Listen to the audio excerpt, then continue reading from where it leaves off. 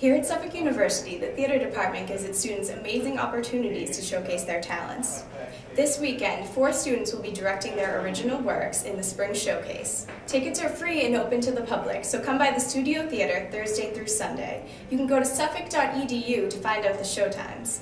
Now join the voice as we interview Ingrid, Leslie, Marina, and Adam. The show that I am directing in the showcase is original work done by me called Relationships in Terms of Brownies. I am directing Mountain Air. I am directing Josephine's Baby, which I did write, and I'm also directing it. I'm directing River. Yes, I wrote it and I am directing it as well. Last January, I guess it was, we had a deadline to get in a show that we had written a play, a one-act, roughly 20-25 minutes to submit and hopefully get picked for a showcase. It would go by faculty. I think in this case, Caitlin Langstaff picked the, well, there are a group of faculty who pick it.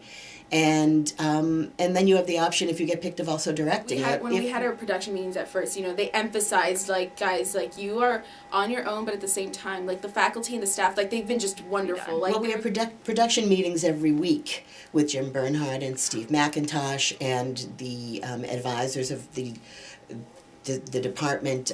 Richard Chambers would have been, but he's on sabbatical, so we had someone filling in for him, Eric Levinson, and they oversee our whole process. We also have stage managers, also students, and so they're really responsible for running the rehearsals and telling the directors where they should be at any given moment. You do have to fend for yourself, but at the same time, there are resources available all around to help you. I think it's great because it shows student work. It's all of the shows in this Spring Showcase in particular are all student written. But I revised it again, and I was just like, yeah, I really, because it still had the basic idea of 2 contrasting couples, and I still wanted to do something with that, but not as serious, and also just more fun. I actually wrote the piece as a final for playwriting 1. I've taken both playwritings, but this was with Kate Snodgrass, so I had written the piece, and she loved it, and she gave me feedback, so I went back and edited it, and then I showed it to another professor, Caitlin Langstaff,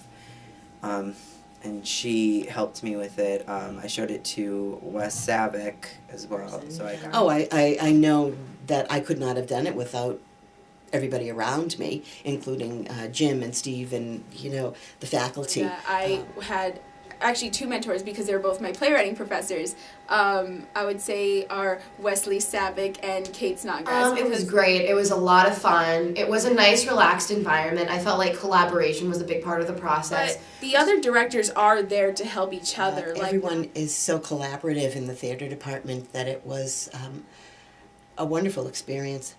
We all want to please each other. We all want to help each other get to where our goals are. There's more than one show going on, obviously, you know. The biggest problem was just, you know, making sure I had the right cast and feeling secure, but... There were only 3 cast members, and actually 2 were on stage for the entire play. Christina Twombly, who plays the nun, is on briefly and off and on very briefly again with not even dialogue the second time. But her character is very important because she asks a key question that sort of propels the characters into motion. Looking at it through their eyes, because I'm a director, but I'm primarily an actor.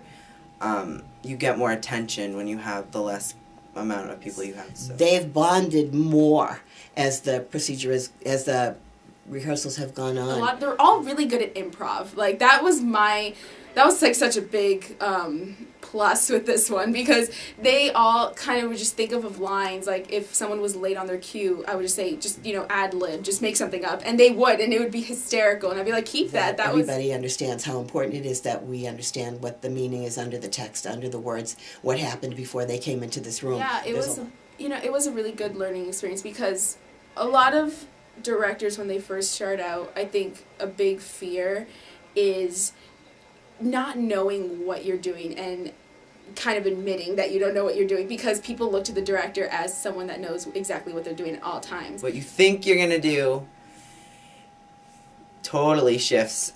And I'm not saying that's a bad thing. It can be a great thing, and for me it was, but you can't go in knowing what you think is going to be, because it's going to be something completely amazingly different. Which is, make sure you always have a backup plan and don't be crushed if your first plan doesn't work. Always just realize everything's going to keep going, and regardless of what happens, the show will get done. You see it in your head when you write something, and then it takes a totally different turn when you're directing it and you're letting two actresses give their part to it. So it's okay to not know everything, and it's okay to make mistakes as long as you learn how to fix it and you basically try to make it work as much. I learned that it's really interesting where it can go, where you never thought it could.